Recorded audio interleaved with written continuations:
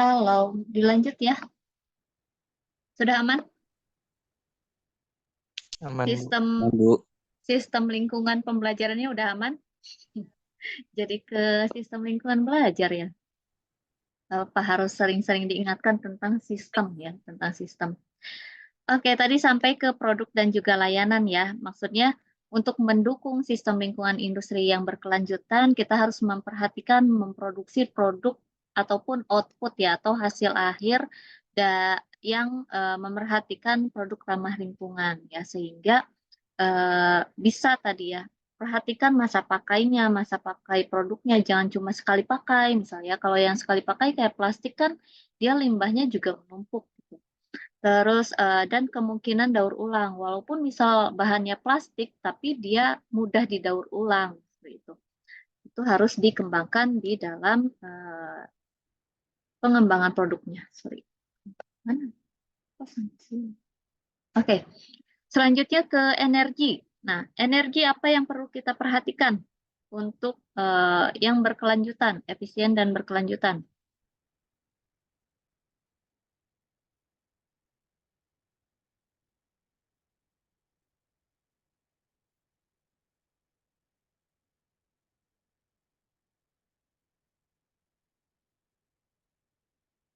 Oke, kalau di energi tadi kan misalkan dulu kan ada minyak tanah ya. Kalau pernah ngalamin nggak sih ada minyak tanah?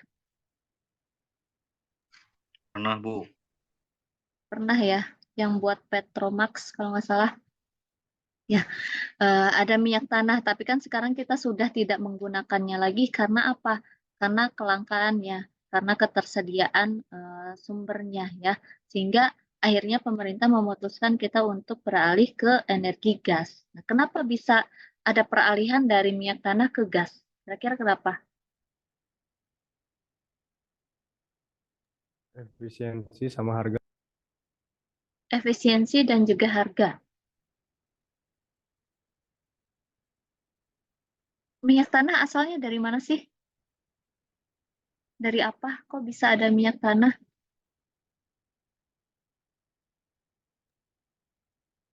Dari minyak bumi, Bu. Iya, minyak bumi berasal dari apa? Dari fosil, Bu. Dari fosil. Dari fosil dan itu prosesnya lama banget kan ya. Prosesnya lama untuk bisa jadi sebuah minyak gitu ya. Jadi keberlanjutannya juga akan sangat lama dan dia akan cepat habis ketersediaannya kalau kita gunakan terus, makanya beralihlah ke energi gas. Nah, itu salah satu contoh penggunaan sumber energi yang terbarukan ya. Karena kita memperhatikan efisiensinya, efisiensi pemakaian energi, penggunaan sumber energi terbarukannya, serta perumusan emisi gas rumah kaca ya. Kenapa perlu energi terbarukan? Energi baru dan terbarukan pernah dengar nggak?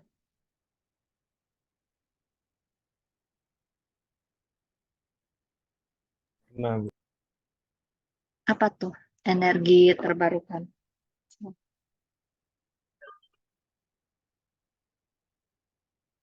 Energi terbarukan tuh kayak yang energi berasal dari panas bumi, sinar matahari kayak gitu bukan sih? Nggak tahu deh. Yang kayak gitu bukan? Ya, Yang jadi dapat dia diperbarui bukan, Bu? ya yang terus dapat diperbaharui ya, yang terus dapat dihasilkan gitu ya, energi terbarukan itu. Kalau misalkan kenapa sih ada penyetopan penggunaan, ada pembatasan penggunaan batu bara tuh kenapa? Hasilnya hasil samping yang digunakan batu bara tuh lebih banyak gak dibandingkan kita menggunakan energi gas misalkan. Misal kita kan penggunaan bahan bakarnya ada yang pakai gas, ada yang pakai batu bara. Kalau pakai gas kira-kira apa sih hasil samping yang dihasilkan dari pembakaran tersebut? Kita harus perhatikan juga emisinya ya, emisi yang dikeluarkan dari proses produksi tersebut. Makanya butuh sumber energi yang terbarukan. energi yang terbarukan. Itulah kenapa kita harus memperhatikan sumber energi yang akan kita gunakan untuk keberlanjutan di sistem lingkungan industri. Nah, ini nyambung ke nomor 5 ternyata ya, nyambung ke nomor 5 tentang emisi dan limbah dan juga emisi. Jadi pengelolaan limbah dan pengendalian emisi itu harus kita perhatikan juga secara efektif ya, karena ini adalah produk hasil atau produk yang dihasilkan dari tadi proses produksi, produk dan layanan yang kita susun ya, dan juga energi yang kita gunakan itu akan menghasilkan limbah dan emisi. Gimana sih caranya proses produksi bahan baku, produk dan layanan, energi itu bisa menghasilkan limbah dan emisi yang paling sedikit, ya pengendaliannya. Jadi harus memikirkan aspek-aspek sebelumnya dari limbah dan emisi ini. Yang tidak kalah penting stakeholder. Kenapa stakeholder bisa masuk ke komponen sistem lingkungan industri? Apa pentingnya stakeholder di sistem ini?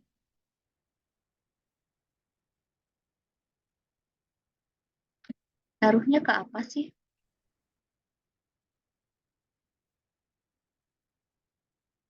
Stakeholder itu apa aja? Stakeholder di sini yang dimaksud. Yang buat regulasi itu siapa tuh? Pemerintah, masyarakat, Pemerintah, masyarakat, ya. pemerintah, Terus siapa lagi? pelanggan, karyawan. Pelanggan, karyawan, pemasok, dan juga organisasi non-pemerintah. Kenapa mereka bisa mendukung sistem lingkungan industri? Karena misalkan kalau dari pemerintah kan regulasi ya. Regulasi tanpa misalkan ada penerapan ISO 14001 bakal kebayang dong manajemen lingkungan industrinya seperti apa kalau tidak diatur. Ya. Jadi ada peraturan yang dia bisa mempengaruhi bagaimana sistem lingkungan industri itu berjalan dengan lebih efisien dan juga sustainable atau berkelanjutan. Tergantung dari regulasinya. Kalau regulasinya diubah, ya sistem atau output yang dihasilkan juga akan berubah. Jadi, makanya pemerintah di sini stakeholder ini sangat berperan penting juga dalam sistem lingkungan industri. Kalau masyarakat, kenapa ngaruh ke sistem lingkungan industri? Apa kontribusi kita sebagai masyarakat berarti ya? Sebagai masyarakat apa kontribusi kita?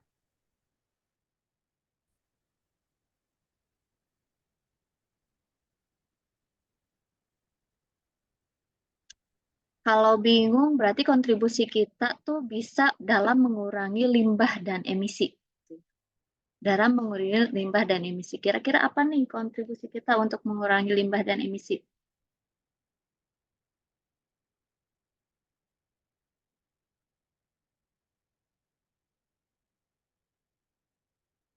Simple apa? Reuse, recycle, terus apa lagi?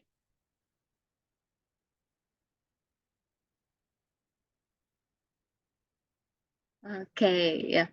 Intinya kita sebagai masyarakat juga harus memahami apa itu yang dimaksud dengan ya apa Teneli? Reduce, ya, mengurangi. Kita harus paham minimal 3 konsep tadi, reuse, recycle, dan reduce ya. Dan dari sinilah minimal kita tahulah gimana sih cara mengurangi limbah ya. Bagaimana cara mengurangi limbah minimal di kehidupan kita sehari-hari. Karena kalau setiap orang bisa mengurangi limbah misalkan 1 plastik aja sehari, bayangkan kita ada berapa orang nih? Ada berapa orang kan bisa juga berkontribusi di situ. Kalau misalkan 1 orang membuang 10 sampah plastik aja ya, bayangkan ada berapa ton, ratusan ton sampah plastik yang kita hasilkan sehari-hari. Jadi kita juga berperan penting untuk memilih produk mana yang tadi yang mungkin didaur ulang ya, yang masa pakai produknya itu lebih lama gitu ya, yang ramah lingkungan.